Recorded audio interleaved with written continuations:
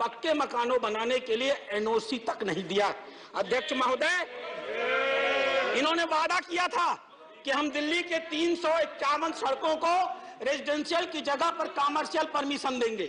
सच यह है कि आज 9 साल हो गया, एक भी सड़क को इन्होंने रेजिडेंशियल से कमर्शियल में बदलने का काम नहीं किया। जब अभी चुनाव हो रहा था एमसीडी का, एक मुख्यमंत्री गाजीपुर के पहाड़ पर जाता है, कुतुब मीनार की ऊंचाई पर चढ़ता है, कहता है दिल्ली कूड़े से डूबी हुई है, एमसीडी हमको दे दो, हम दिल्ली से कूड़ा खत्म कर देंगे। और सच्चाई क्या है? बजट में व्यवस्था करने के बाद कितनी क्रूर है यह दिल्ली सरकार।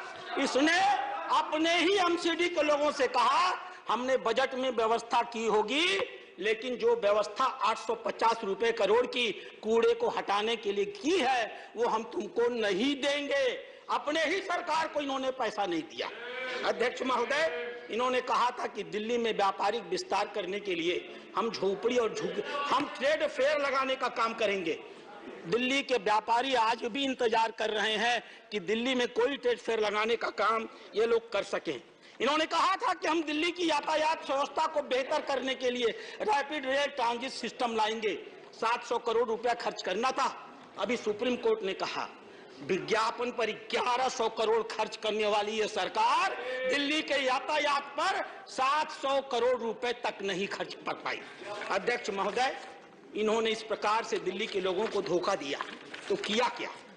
मैं बैठा था कोकू की बैठक में, अमर पटनायक जी हमारे मेंबर थे। उन्होंने कहा जल्दी जाइए, दिल्ली डूब रही है, पानी लग गया। मैं उठ करके भागा, मैं वेस्टर्न कोर्ट में रहता हूं, वहां पहुंचा। वेस्टर्न कोर्ट में पीने के लिए पानी नहीं था। मैंने पूछा ऐसा क्यों? बोला वजीरपुर सेंटर डूब गया, इसलिए पूरे दिल्ली को पीने का पानी नहीं मिलेगा। कैसी शर्मनाक स्थिति पैदा कर दी। पहली बार अध्यक्ष महोदय 2019 में 8 लाख क्यूसेक पानी छोड़ा गया था और दिल्ली में कोई भी बाढ़ नहीं आई थी। इस साल सिर्फ 3,59,00,000 क्यूसेक पानी छोड़ा गया और पूरी की पूरी दिल्ली डूब गई। इसलिए डूब गई कि इन्होंने काम भी नहीं किया।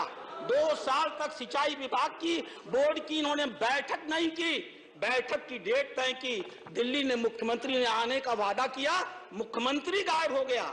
दूसरी महिला मंत्री पहुंची, वो भी गायब हो गई।